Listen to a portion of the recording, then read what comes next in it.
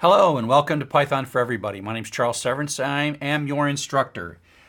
We named this Python for Everybody because we are dedicated to the notion that increasingly as our lives are surrounded by technology, that we want you to become a maker of technology and not just a consumer of technology. You want to change your perspective from, this side of technology where you're looking at it to the other side where you're back here. You're like a creator of the technology and you can create things.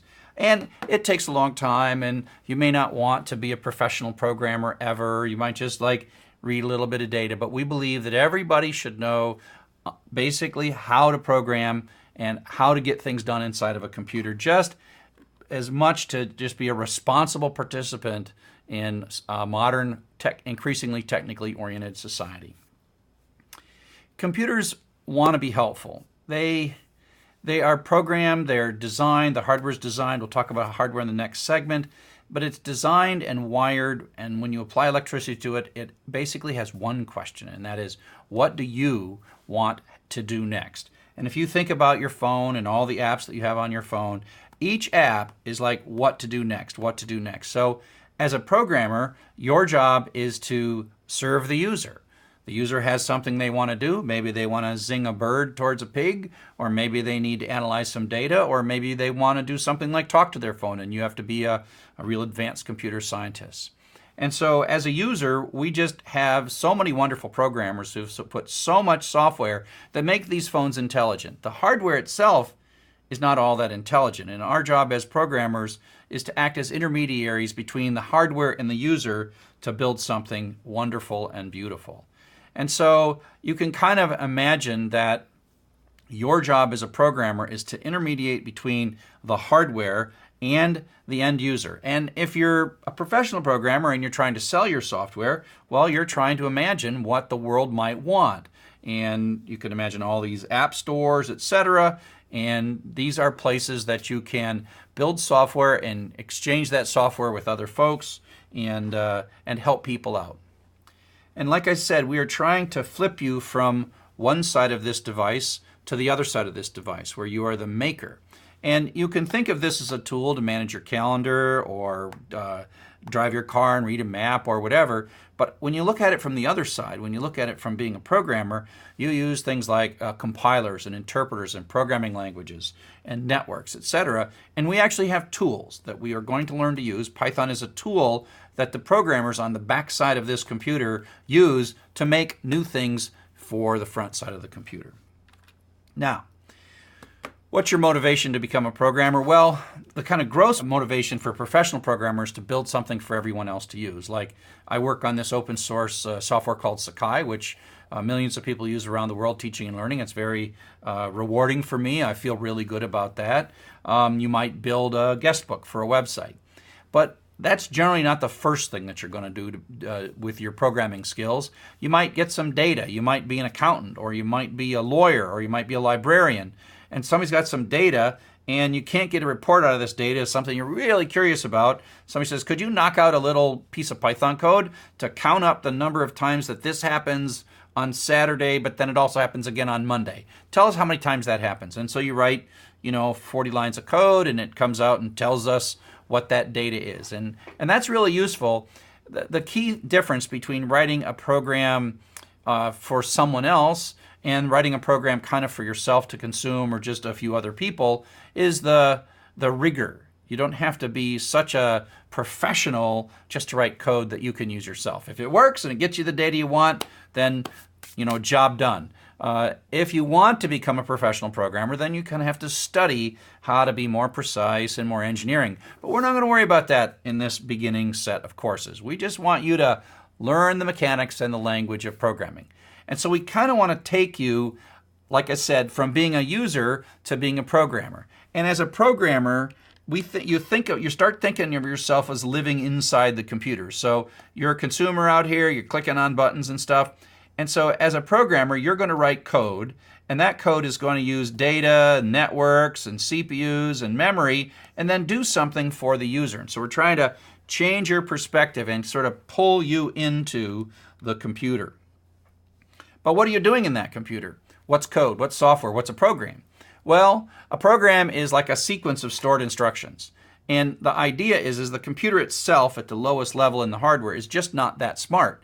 But it has a lot of flexibility in that if we give it the right instructions, it can do amazing things. If we give it right instructions to listen to voice, digitize the voice, and make sense of the voice, then you can write a program that can hear. The computer doesn't hear, the program hears. The computer makes it so that it can run all the calculations that seems to make it hear, but a human being, or actually thousands of human beings, made it possible so that you can talk to your phone. And so you can think of at the far end of this, when you're building something really brilliant like the ability for a computer to listen to you, you are taking you and all your creativity and all the research that you've done, and you're building something really amazing and put it in the computer.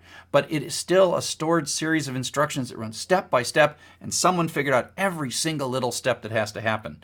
And so once we've figured this out, we write the instructions carefully, and then we give it to somebody. Here is a program that does voice recognition. And if you're interested in it, I say it's wonderfully created. As a professional programmer, I have loved my life. I have loved the kinds of things that I do, that I build things for people, and I make them happy, and then I sort of feed off of that, and then I build something else. But ultimately, it's just a set of instructions. If you're like, what's in a set of instructions? Well, here we go. Here is a program for a human being. Now, I may be showing my age a little bit, but this is a YouTube video. Hopefully it's not taken down by copyright or whatever, on this song called the Macarena. And so the Macarena is an algorithm or a series of steps that hopefully you know, 5 years ago or many years ago, you'd go to the bar and you'd watch all these people doing these things, putting their hands up and putting their stuff around and wiggle, wiggle, wiggle, and turning around, right? And you sit in there and you're like, okay, what's the sequence of instructions that they're doing? As a matter of fact, there's a looping thing. As long as the music plays, you put your left hand out, you put your right hand out, you flip your left hand, flip your left hand, flip your right hand. I forgot all about it. But here's something I want you to do. I want you to look at this slide, and I'm going to be quiet for a minute. I want you to look at this slide, pause the video if necessary. There are 3 bugs in this program. It looks right, but there are 3 bugs. So I'm going to stop for a second.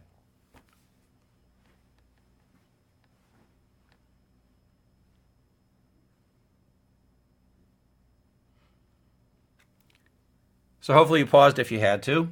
But now I'm going to come back and I will show you what the bugs are. And here are the 3 bugs.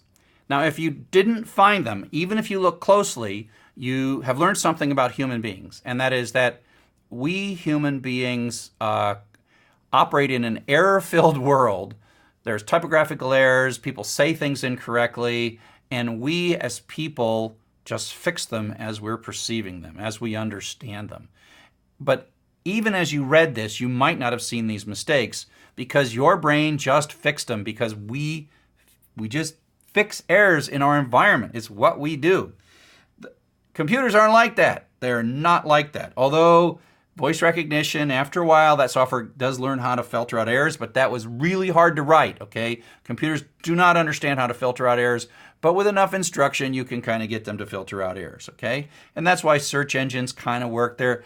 It's sort of this soft intelligence, but it was really hard to build. But when we start talking about writing programs, whether it's writing programs to do search engines or writing programs to do voice recognition, those programs have to be perfect. If they make the tiniest contextual typographical error, those programs simply do not work. And so here we go.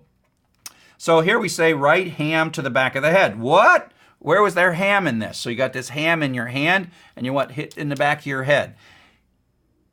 You may not notice this, but the computer is literally going to say, syntax error, I quit, right? And so syntax error is the moment where the computer says to itself, I don't know what to do. And the same thing is true here. I got to hit somebody. What are you talking about? And so the computer is going to be completely lost by this. You might look at this and you might just fix it and compensate for it. So that's sort of a little set of programming experience, programs for people. So that's the code that's right.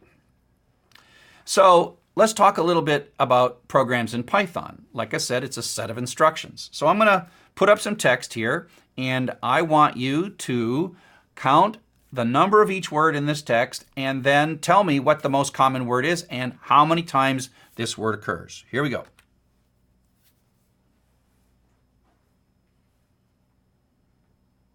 count. Just count. Concentrate. Concentrate. Concentrate. Concentrate. And part of the interesting thing here is not so much whether you can count those words or not, but how your mind is actually reacting to the problem that I just placed you in. You're probably like, ooh, this is just not good. I'm so good. I can drive a car. I can play baseball. I can catch something. I can sing a song. And yet, to be focused on counting these words seems really, really annoying. It turns out this is one of those things. Text analysis is one of those things that computers are really good at, and we humans are really bad at. So it's really great to delegate this problem to a computer if you know the language of the computer and you can talk to the computer. And so I don't expect you to look at this code. We're going to spend many weeks looking at all of the basics of this thing. But this is a program.